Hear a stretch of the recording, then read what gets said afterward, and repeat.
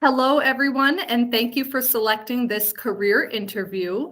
I am interviewing someone today with the help of our middle school student, Daniela Arberg, and we are here today to interview Jackie Ferrari. So, Jackie, thank you so much for volunteering your time today. Could you please introduce yourself and tell us what your job or career is? Sure, thank you for having me. My name is Jackie Ferrari, and I own and operate two companies. One is called American Fashion Network, where we design and manufacture clothing for the United States government, as well as corporate America companies like Comcast and Spectrum, things like that. I also have a company, OTR, and we design and manufacture clothing for the mid-tier retail sector. And that includes Kohl's, American Eagle, JCPenney, stores like that. So we work directly with those stores to create the product that you buy under their private labels. And what steps did you have to take to get to where you are now in your career? Oh, lots of steps. College, for sure. I attended college as a journalism major. And toward the end of my career in college, I just didn't really like the industry at all. So I decided to stay with the company that I was working for, which was very much like a Target. And I worked in many, many departments there. So in my last year of school, I went to the president of the company and I said, what are my opportunities to stay in the company? And they offered me a job as an assistant buyer. And the reason I did that, and one of the things I want to always caution, you can have a major and you can be going down the path that you're going down, but if you're not feeling it in your belly, then, try something different, because it's just the education that really matters. So I went to the president, he gave me a job. I moved back to California, which is where I was from, and I started as an assistant buyer. And then through the process of that, I had the opportunity to move to New York and work for one of our suppliers, which was really the true start of my passion to own and operate my own business. And then the need, actually the career came out of necessity when I decided that I wanted to have a family. And it was really going to be tough to stay doing what I was doing and travel all over the world and do all of that. So I started my own business. And I did that in 2016. So we are 2005. So we're in our 16th year. On May 5th, Cinco de Mayo, we will celebrate our 17th anniversary. And it's really a number I'm so very proud of, because as a small woman-owned business in this country, it's really only now that we're having our moment. We've had a lot of competition. I'm up against some incredibly large companies, and we are the little engine that could and does. So we've enjoyed a lot of growth and success over the past 16 and a half years, and still standing strong. Could you walk us through what a typical day looks like in your field of work? Daniela, it is very, very busy. So during COVID, I only had one company up until COVID. And during COVID, I got $7 million worth of cancellations in one day. And all of my customers said, we can't send any money right now. The world was upside down. Nobody knew what was happening. So I was really at a point where I thought, man, maybe I'm just tired of doing this. Maybe I want to do something different. And, you just feel beat up. And so a company in Oswego actually asked me to make some masks. And we quickly made masks in our US factory. So we never stopped doing business in America. And we were able to make the masks. And then through the course of that, some people in the government found out about us, and we, asked us to throw our hat in the ring, let's say, to do some government bids. So we did that while we were making masks and while we were trying to recover from all these cancellations and the world was starting to, come back.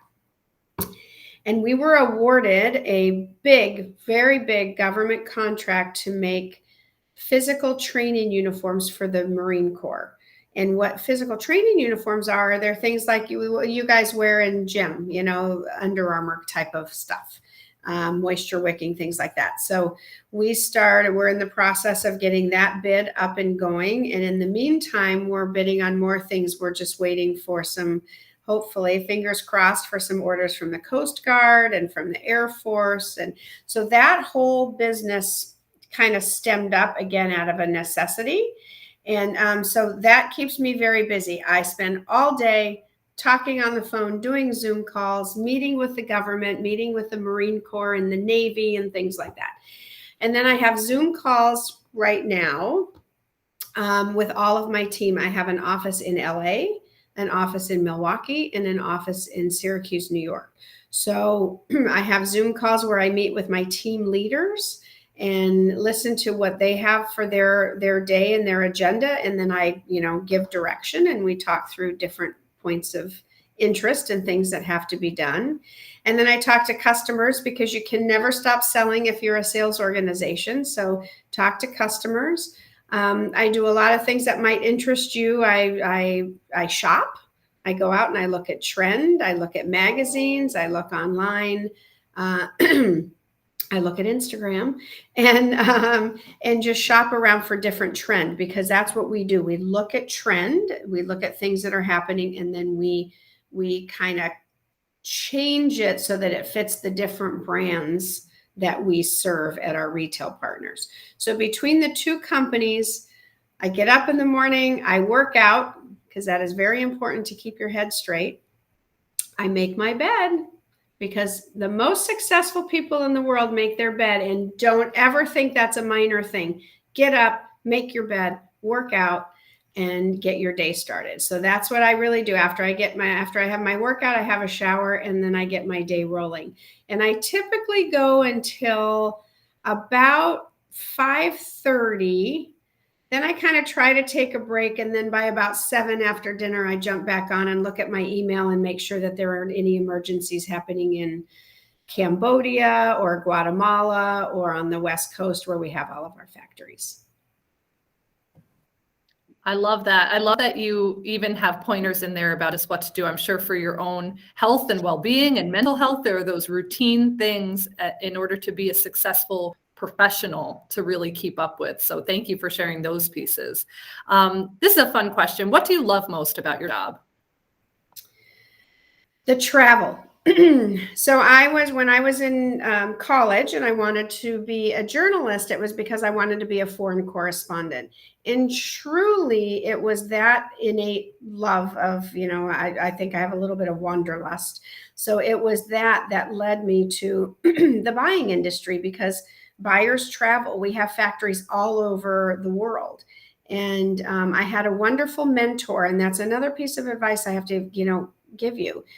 Get a mentor, somebody that really can speak to you, that you can hear, to take guidance. And I had a wonderful, happened to be a Marine boss that really said to me, it's not the fact that you want to be the writer, it's the fact that you want to travel the world. Well, why don't you talk to our own company about being a buyer?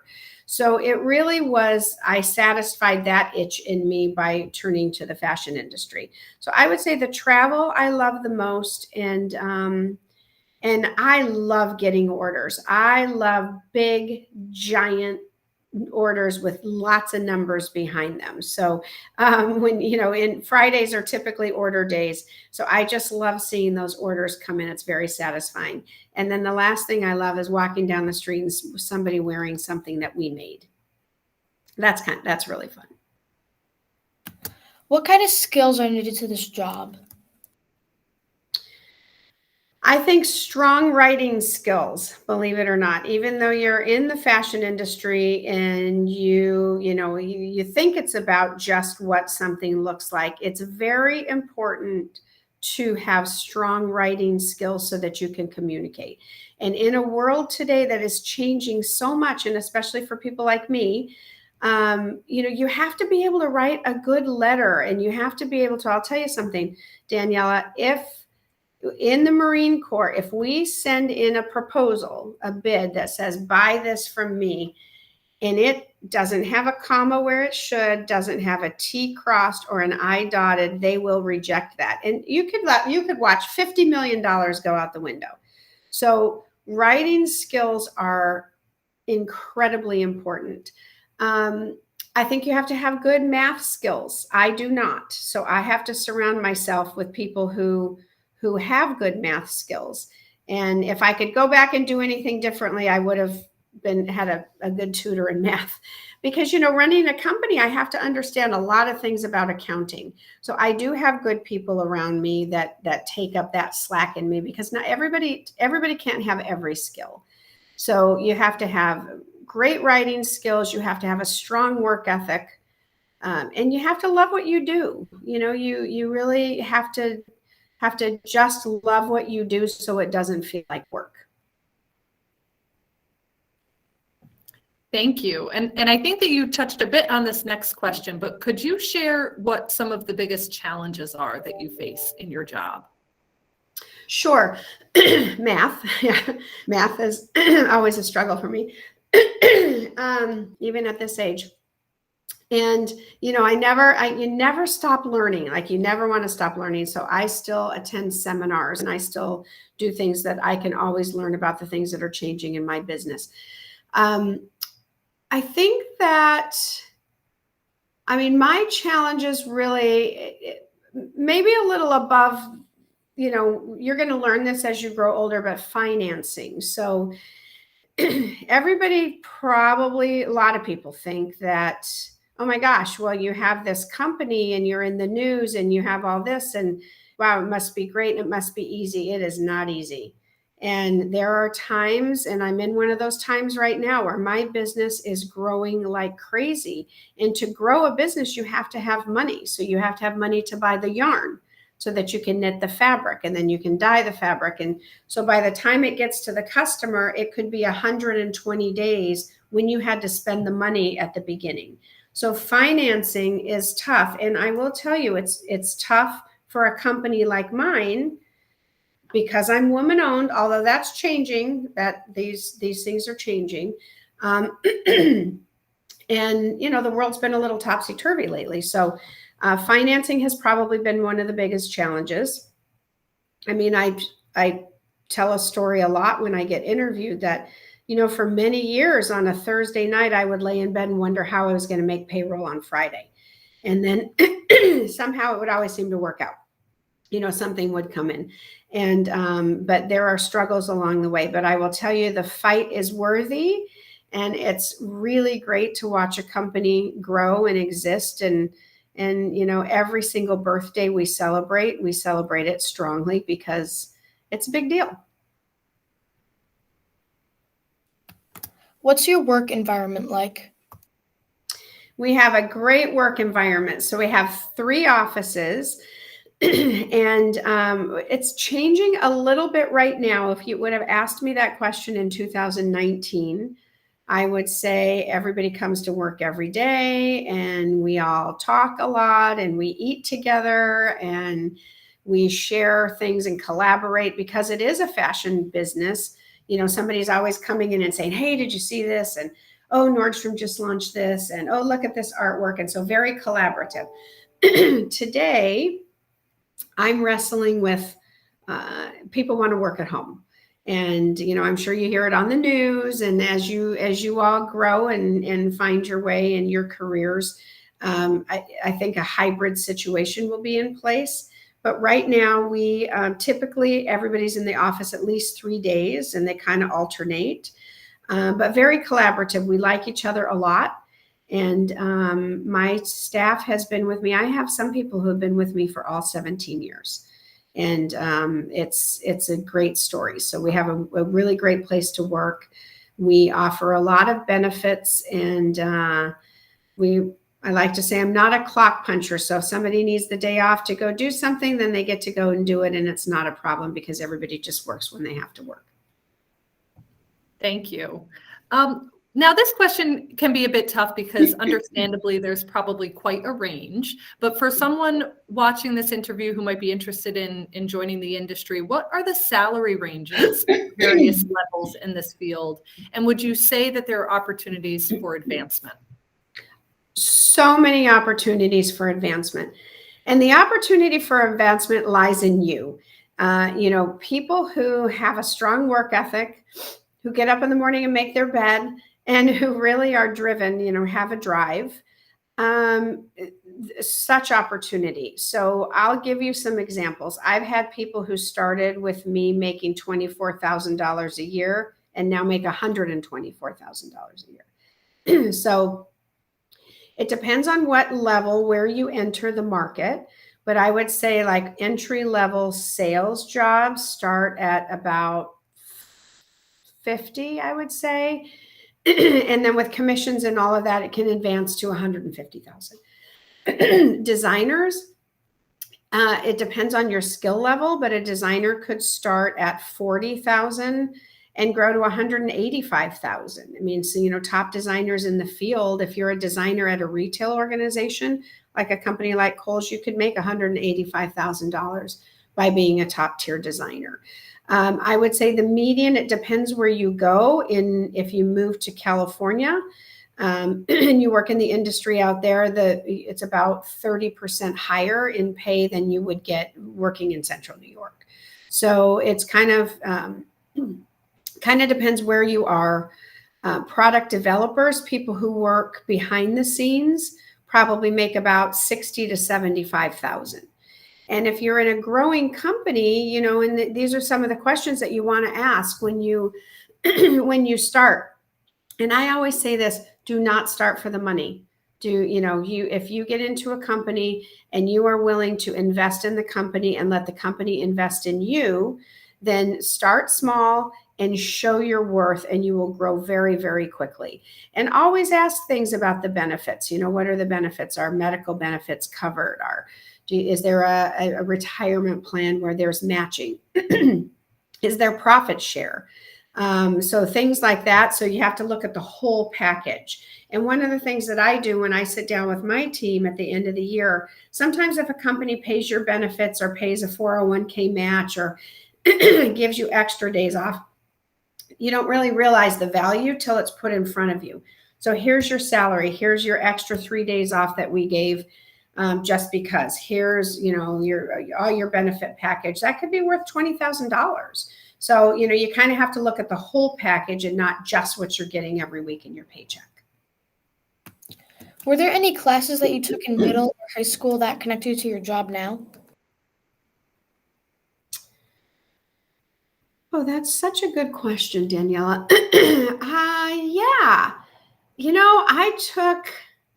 I took a leadership class where I got to take the roll call. Now, I don't know how you guys do it today, but, and kind of keep the ledger and keep the grade book up back in the day, we called it PE. So for my PE teacher, he was teaching this leadership class, and I actually got to do leadership roles. And I think that was probably one of the sparks that helped me know that I wanted to be a leader and lead a company. And the other class was Spanish. I think Spanish was the class that maybe inserted that wanderlust inside of me, because I just dreamed of going places where I could use my Spanish. And now I have factories in Guatemala, and it's wonderful to be able to communicate in another language. So I would say those two classes really helped to shape early in my education. Thank you. That concludes our list of questions. I just want to thank you. I really enjoyed this interview because, as the school counselor geek in me, I just love the messages. It's really so cool, the career that you do, but what I love are the messages behind it. Never giving up, working hard, that the hard work will be worth it. Even finding a mentor, following a path that your heart is telling you, even if it's not what you had originally thought might be the plan for you. I think that these are all really important messages and show kind of the different route that your life might take, and that it's all right, but having work ethic is really important and key. I want to thank you for your time to provide this interview for many students to come here at GCS. Daniela, thank you so much for assisting me with this career interview. Yeah, great job, Daniela. Thank you. Thank you. And yes, please share my information, and I'll be happy to mentor and help the kids. It's actually one of my passions.